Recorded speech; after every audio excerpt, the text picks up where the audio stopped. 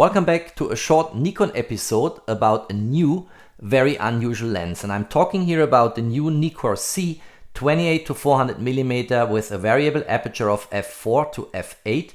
And that means the more we zoom, the longer the focal length gets in the way I operate this lens, the more the aperture will stop down. We'll look into this later in the course of the video. And the focal length range from 28 to 400 is really unusual. It's something you don't see that often. I'm not even sure if there is any lens who offers that spectrum of focal lengths. And in this video, I will provide you my insights, my personal opinion. Of course, we'll show you sample images shot with this lens on the Nikon Z8 and want to share with you everything you might want to know about this new spectacular lens here on my Nikon Z8 camera body. Let's kick this off.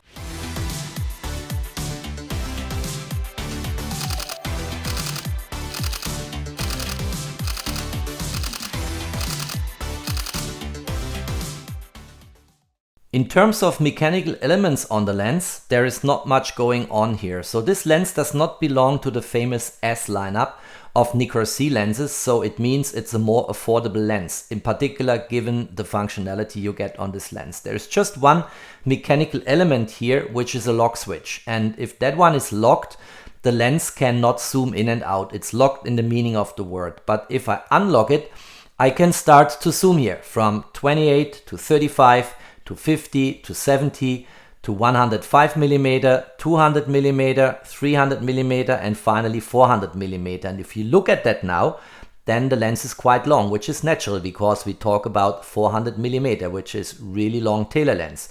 And although the lens does not belong to the S lineup of Nikkor Z lenses, the build quality is not cheap at all. It's very solid. And what I like a lot is that there is significant resistance here if I start to operate the zoom ring on the lens. And if you are, for instance, at 105 mm here, I can shake the camera as much as I want. This tube will not accidentally drive in, which is a problem you have with many longer and more heavy zoom lenses. This one is very solidly built and it's also fully weather sealed. So if I would unmount that lens now, you would see at the lens mount the rubber sealing, which is very solid and fits very well to the weather sealed camera body here in my hands, the Nikon Z8. So not cheap at all, more affordable, and very, very well done construction, very solidly built. I like a lot to shoot this lens and have it in my hands. Let's quickly look into the topic of variable aperture. So we see here 28 to 400 mm and an f4 to f8. And that means I can be here widest open at an f4. I could of course stop down here with, let's say, the front control wheel, stop down to f8 and so on, but let's open this widest to f4. Now if I start to zoom, it immediately starts to slowly stop down. Have a look here. I'm now going from 28 to 35 mm and you already see the aperture kicking in and stopping down to f4.5. Let's go to 50 mm. Now we have an f5.3. Let's go to 70 mm, it's f6, 105 mm, let me try to get this precise, is an f6.3. And then we have 200 mm and so on up to 400 mm, and then it will stay at an f8. And that's of course the reason why if you shoot sports and action with that camera and you want to go to fast shutter speeds in order to freeze motion, like let's say 1/500, 1/1000 seconds, you will need a higher ISO well in. I will come back to this when we look into sample images and also show you a little bit of a mitigation you can apply here to get your ISO reduced again and nevertheless shoot at a fast shutter speed. The optical construction of the lens features 21 lens elements, that's quite something, in 15 groups. And the maximum angle of view at 28 mm is 75 degrees. And the most narrow view you get in terms of field of view at 400 mm is about 6 degrees. So there's also a huge spectrum going on here. This lens on the Z8, of course, the Z9 and so on, can also be used as a close-up shooter, and your maximum reproduction ratio at 28 mm is 0.35 times. So that means you can actually go into macro type situations here. And the lens, of course, is also heavy.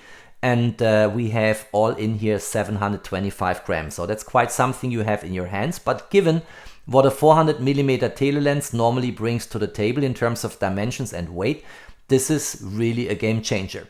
And the last point I want to mention here is the filter thread. Here on the bezel it says 77mm. That means if you want to go for neutral density filters or polar filters, then this will not be super cheap, because 77mm is in the wider field of filter sizes for lenses. Now, what is a typical application for a lens like this? And I'm typically a prime lens shooter, although I love some of the zoom lenses in some of the camera systems I'm using.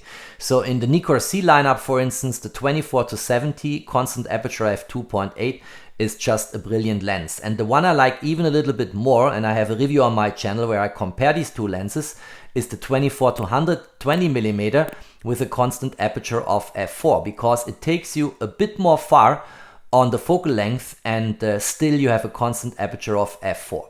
So this one now here has a variable aperture as I just demonstrated, but it carries you from 28mm wide angle to 400mm tele. And a typical application for this is someone wants to travel with one camera lens combo only.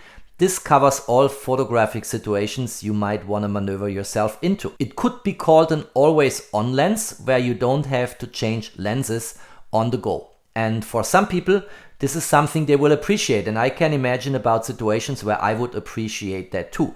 Now, this all, of course, depends on image quality, and that's why I want to show now some images, and we'll discuss how I operated this camera and how the image quality appears to me. And then I want to quickly conclude if this is a recommended lens or it's rather a lens you better keep your hands off.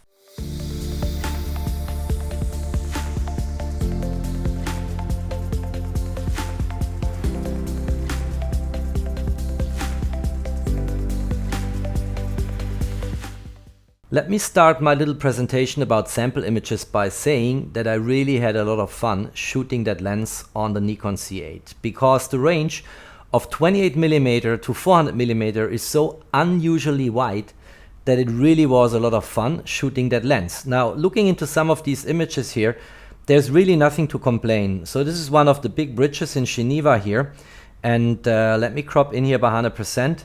This is all a very clear representation. It's sharp, it looks good, it has the right color balance. I like a lot what I see here. You get a lot of details in these images if you look at the people here sitting close to the lake, and I think in general the image quality here, the very famous fountain which you can see here, is really good. There is nothing to complain. Now, if I compare this with one of the top lenses I own from Nikon, let's say the prime lenses or the 24-120 or the 24-70 f2.8 constant aperture, clearly this is not fully reaching the image quality I'm used to when I shoot my Nikon Z8. But it is good enough for reportage, for street photography, for travel photography.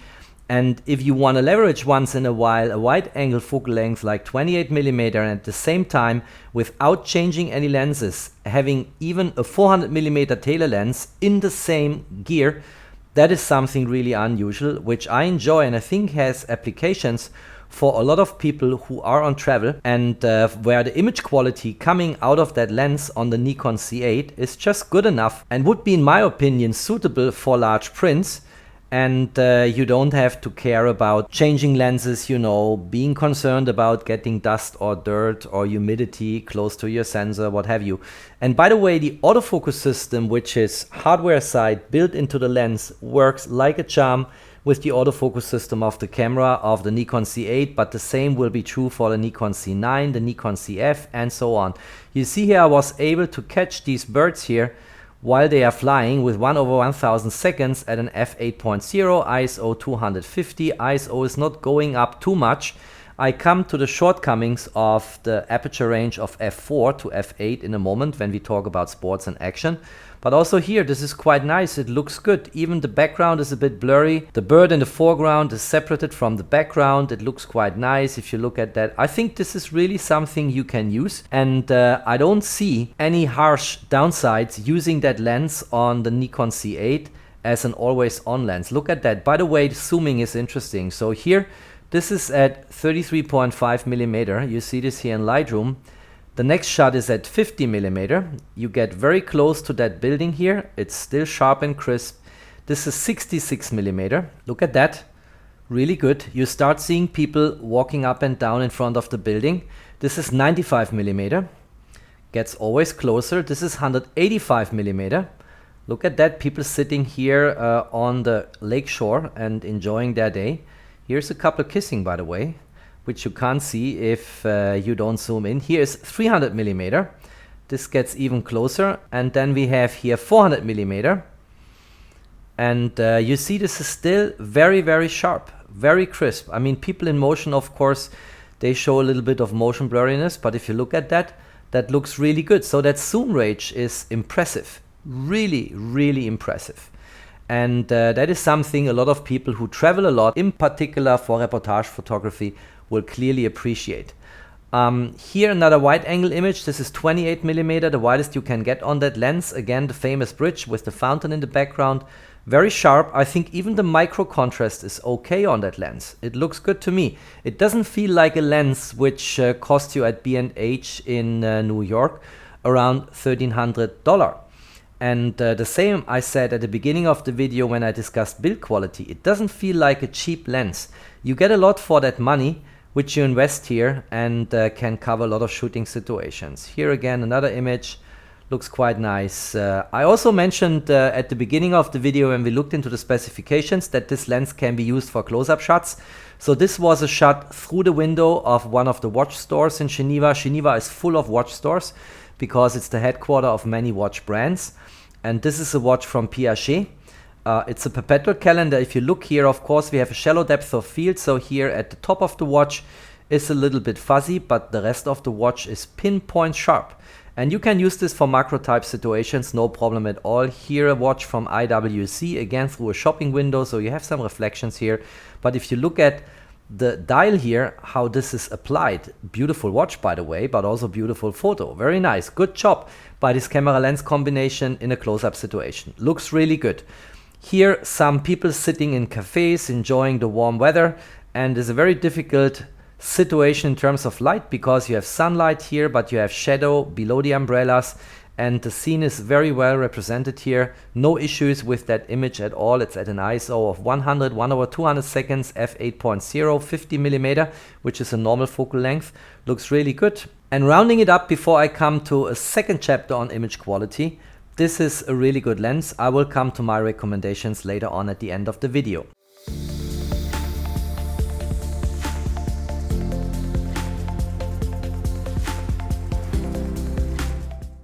And then of course I wanted to test the lens on the Nikon Z8 at a sports event in Zurich. And this is in the German nomenclature called Weltklasse Zurich.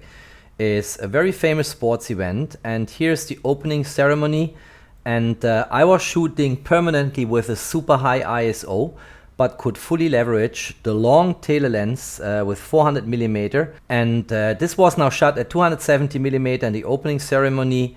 I post-processed these images and there was heavy rain. If you look at the dark suits of these representatives here, you see the rain coming down from the sky with no limit. It was really heavy rain. Fortunately, we were sitting under an umbrella, so I was not getting wet and the camera was spared, although the Z8 and the lens are fully weather sealed. And here are the cameras where they bring in the different perspectives. Again, you see the heavy rain here. And for the athletes, this was really a challenge. But what you see here is at an ISO of 1600 and 1/500 seconds and at an aperture of f6.0, 70 millimeter, this is a really clear representation of the scene in front of what's happening at the sports event. You see a guy here focused, concentrated, and basically getting ready for the competition. Here, people in motion again, and I think this is really well captured by the camera. It's super sharp. 1/500 seconds might not be enough for that type of motion going on here. Later I switched to 1/1000 seconds, but is really good what I see here. And here are more people getting ready for the next competition. Look at that, representatives from all different countries. Quite nice. Here they are jumping over a hurdle. And I think the camera and in particular the autofocus system captured this very well. Look at that. A little bit of motion blurriness. As I said, 1/500 seconds was not enough for the ambition of these athletes, but it looks really good. Still 1/500 seconds. Look at that guy here. Quite nice. And I come to my conclusion in a moment. Here the ladies competition. I don't know what that was. Women's 800 meter, here you see it. And you see here how the autofocus system is catching up with what's going on in the scene. Quite nice. Here an exhausted lady on the ground, and then flowers, and victory to one of them, of course. Here is, you know, someone throwing a spear.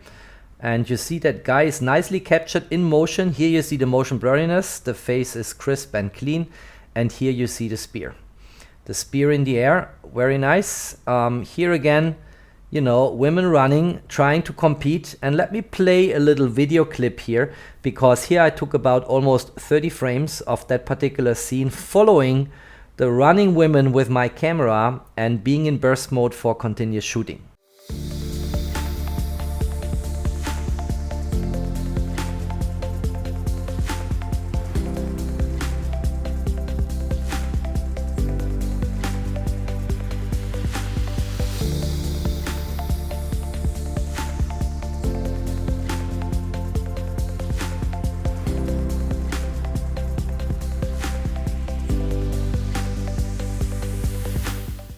So if you look at that particular frame, for instance, was shot at an ISO of 2800, 1/500 seconds. Focal length chosen on the zoom lens was 150 millimeter. And if you look at that, it looks really good. I mean, it really did freeze the motion here. Very nice. Look at how exhausted these women must be after that competition here. It's really a nice image and shows the efforts of these athletes. And here are 3 images I like in particular, where I captured 3 male athletes jumping over the hurdles here. And if you look at that, this is nicely captured. Very well done, looks really good.